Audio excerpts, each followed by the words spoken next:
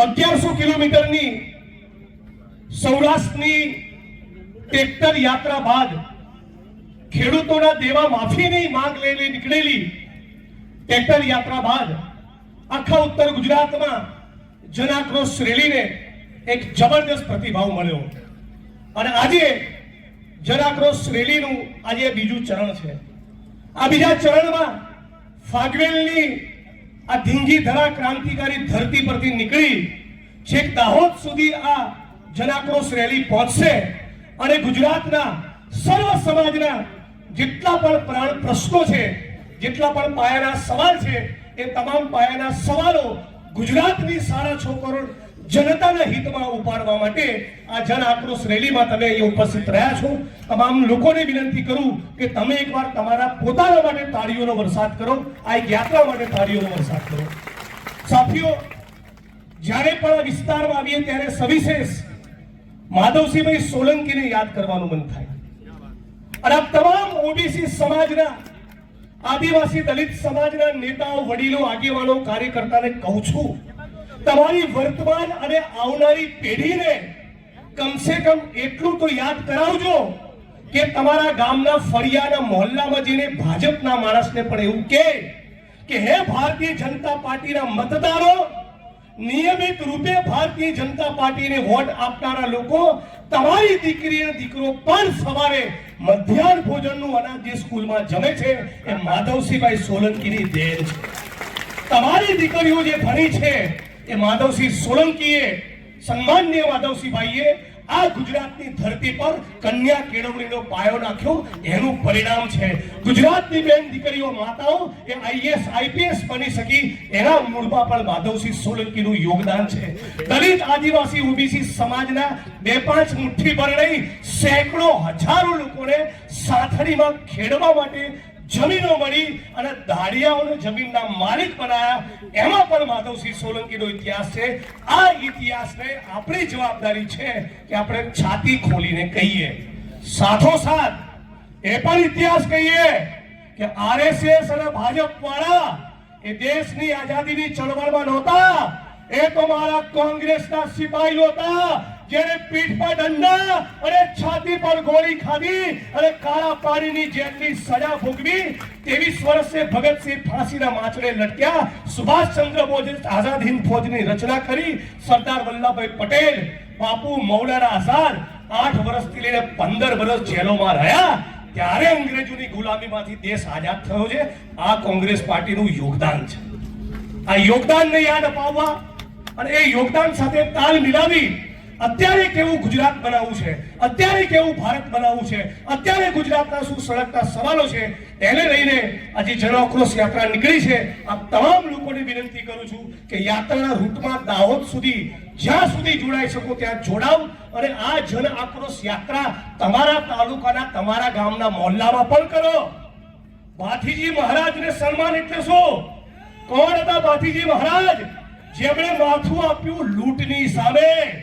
તો તમારી જવાબદારી પણ બને છે કે ગુજરાતમાં અને દેશમાં જે કોર્પોરેટ કંપનીઓ, જે ઉદ્યોગપતિઓ, જે ડ્રગ્સ માફિયાઓ, જે મંત્રીઓ અને બુટલેગરો લૂંટ ચલાવી રહ્યા છે એની સામે લડો, તો તમે સાચા અર્થમાં ભાથીજી મહારાજના વંશજ છો। આપણા ગુજરાતની અંદર અને દેશમાં 25 લાખ કરોડ ઉદ્યોગપતિઓના દેવા માફ કર્યા। આ ઉદ્યોગપતિઓના ગજવામાં 25 લાખ કરોડ આયા ક્યાંથી?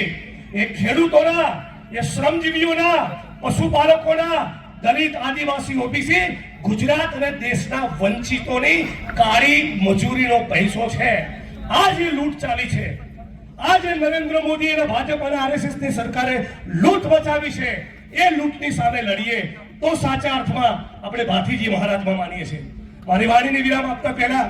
જેની બેને જે વાત કરી એ વાતમાં ઉમેરો કરું। આપણે બધા જ જોઈ રહ્યા છીએ, આવતીકાલે 21 તારીખ થશે। ગયા મહિનાની 21 તારીખે ધીમા થરાદથી અમે લોકો જ્યારે જન આક્રોશ રેલી લઈને નીકળ્યા અને પોલીસ અધિક્ષકની કચેરીનો ઘેરાવ કર્યો, આજે બરાબર એ વાતને 1 મહિનો થયો। એક મિત્રો યાદ રાખે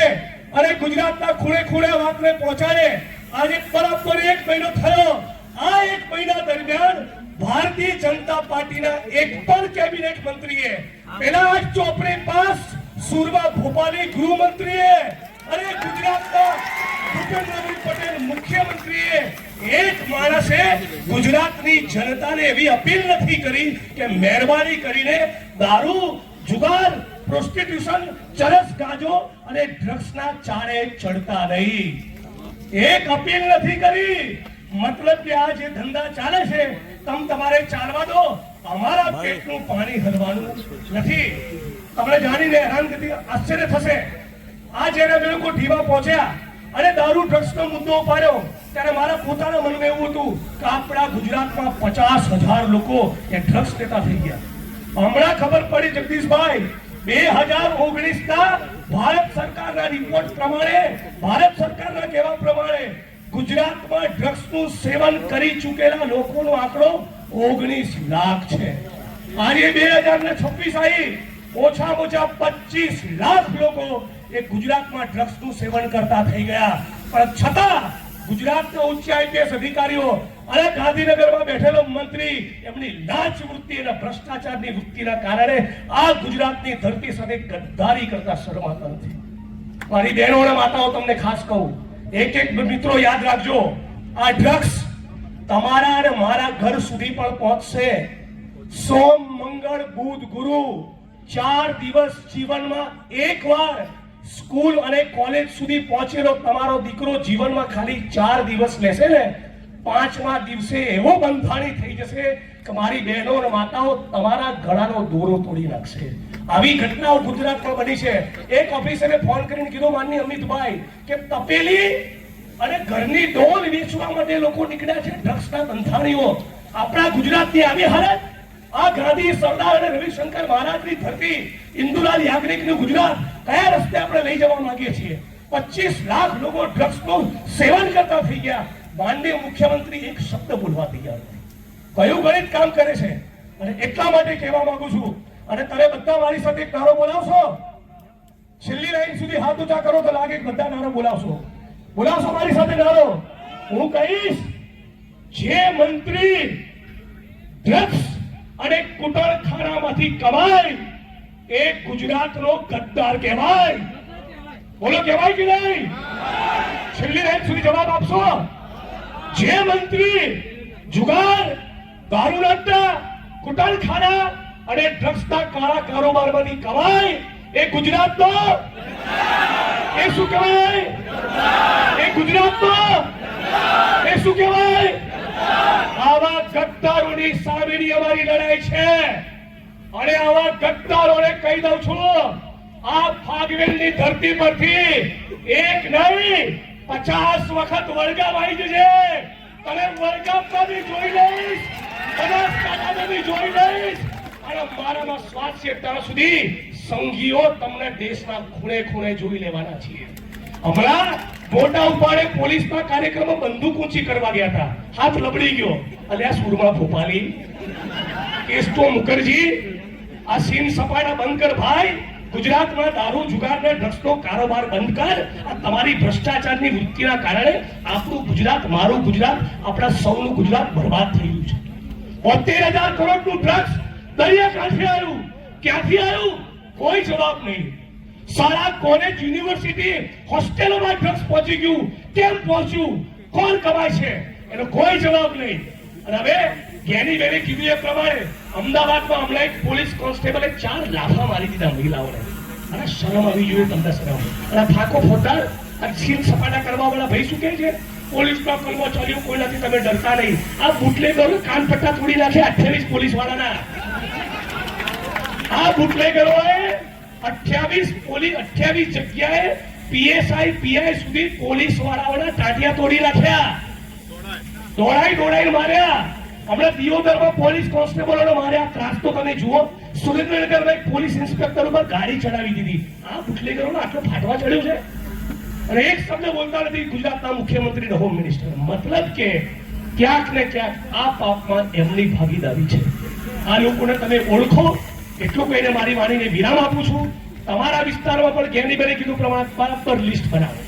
દારૂનું જુગારનું ડ્રગ્સનું ચરસનું ગાંજાનું કોંગ્રેસ પાર્ટી ડંકાની ચોટ ઉપર તમારી વચ્ચે આવીને ઊભી રહેશે. જે પણ બહેન દીકરીઓ માતાઓ મુદ્દે લડવા માંગતી હોય અમારો સંપર્ક કરો. કોંગ્રેસ પાર્ટી હેલ્પલાઇન જાહેર કરેલી છે 9990 89365 ઉપર ફોન કરો. અમે તમને વચન આપીએ છીએ કોંગ્રેસ પાર્ટી કોંગ્રેસના સિપાહીઓ અડધી રાતે તમારી વચ્ચે આવીને ઉભા રહીશું. આ કહીને મારી વાણીને વિરામ આપું છું. જય ભીમ, જય ભારત, જય કોંગ્રેસ. कहीं चोरोड़ है कि धरती अपने आप की नहीं किसी के बाप की.